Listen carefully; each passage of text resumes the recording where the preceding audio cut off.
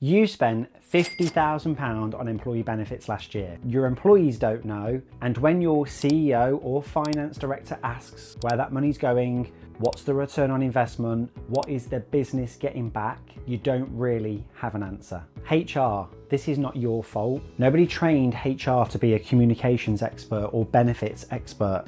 You were handed a benefits package, most likely something to look after, or you were told to build an employee benefits package for your business with no real budget and no real guidance. I'm going to give you today 4 ways you can fix this month. It's not going to cost you a penny more than you're already spending. And the 4th tip will take you half an hour to build, and it will last forever, and nobody else is doing this. I'm Paul Connolly, and I've spent 10 years in the UK employee benefits market, working for insurers, working for larger brokers, and now I act as your strategic benefits partner to small to medium-sized businesses in the UK. I've seen this problem from top to bottom, from all the different angles, and now I'm going to show you how to fix it, and I'm sharing my knowledge with you. First of all though, where does your employee benefits information currently live? Is it in a PDF that got read once by a new joiner in between setting up their laptop and onboarding calls? Or is it in a SharePoint drive that nobody really knows how to access or where to find it? Or is it in an email from your employee benefits broker that's probably 3 years out of date? That's it. That's normally the communications plan for employee benefits in small to medium-sized businesses in the UK.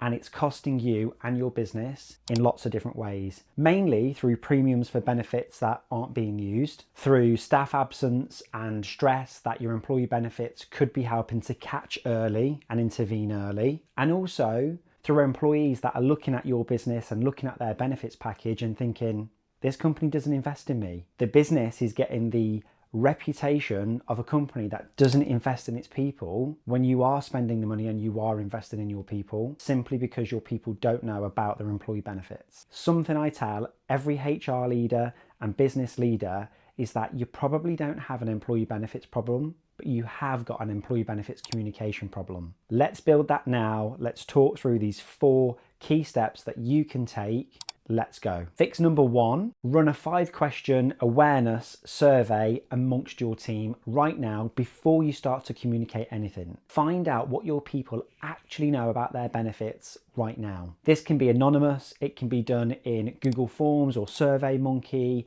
nice and easy. And I'd be asking questions that might be like, can you name some employee benefits that we offer you right now? Do you know how to access your private medical insurance or mental health care benefit? Have you used any benefits in the last 12 months? Do you know who to contact about a benefit if you've got a question? And on a scale of 1 to 10, how well do you understand your employee benefits right now? This will take 5, maybe 10 minutes to put together, but it will give you real data about what your employees know right now. And that's why you have to do this first, because it's going to give you a baseline of data that you can report to the board, to your CEO, to the finance director. But you can also measure this again in 3, 6, 9, 12 months time and show the improvement in benefits engagement. This single move will turn your benefits communication from an admin item, from something on your to-do list, into a measurable project with a before and after. And this is something that your leadership team is going to ask you about, and you can show them what you're doing about benefits engagement because you've got real numbers and a baseline. Send the survey first, because that is what you need to do before everything else in this video. Fix number 2, translate your employee benefits package into plain English. So go away, create a 1-page benefit summary, and every benefit that you've got should be listed in this summary with 1, maybe 2 sentences per benefit. But the rule here is that you've got to write the description for the person, not what the benefit is called. So describe your benefits for the individual, for your colleague, for your team. Don't just write what the benefit's called. An example of that might be for a digital GP service, which could be, if you're ill or you're not feeling very well and you'd like to speak to a GP, you can use the digital GP service and usually speak to a GP within a couple of hours on the phone or on FaceTime from your home or from a secure private office. Instead of bullet point 1, digital GP service. It's the same benefit, but that sentence and that plain English description turns it into a benefit that people actually want to use and something they fully understand. Because nobody wakes up in the morning and thinks, I want to use my group income protection. They want to know that if they're not very well and they're too ill to work, they'll get a proportion of their salary paid every month so they can pay the bills. So that's what you need to do in your communication. Just say what it is in plain English. Make it easy to understand. So take your top 5, 6 benefits now, put them into a 1-page summary and write it in plain English. And then put that where people are already looking. That might be on your intranet, your homepage, your new starter pack, your onboarding document. It might even be in the footer of an email payslip where people are always looking. That's what you need to do. 1 page, top 5 or 6 benefits, simple summary. Quick one before we carry on. If any of these fixes have resonated so far, please drop a comment below. I'll read all the comments. Love to engage with people.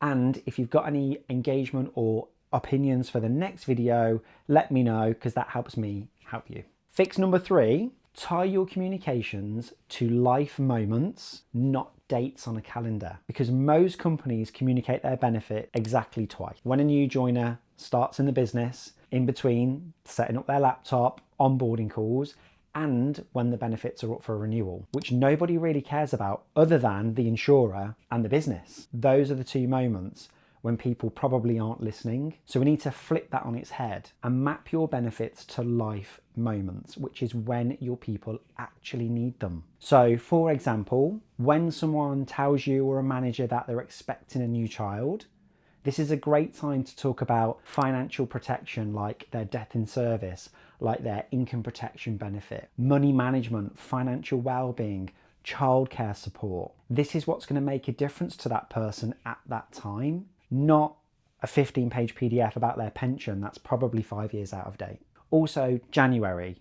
People are coming to the start of a new year. They've just had the year-end festivities. They want to talk about now their health and well-being, what's coming up in the year ahead, how to get fit, active, eat well, good nutrition. That gives people that motivation to start the year ahead. Talk about those benefits in January. Or if somebody goes off sick, that's when their manager could be signposting them to their employee assistance program, to their mental health support. Maybe it's understanding that the individual is struggling to see an NHS GP. They can talk about their private healthcare or their health cash plan. When we start to talk about life moments, that's when we get the right benefits at the right time to the right person.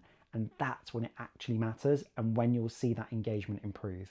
The action for you here is to pick out your benefits and then 3, 4, 5 different moments in the life cycle of your employees and write a short comms piece for each one.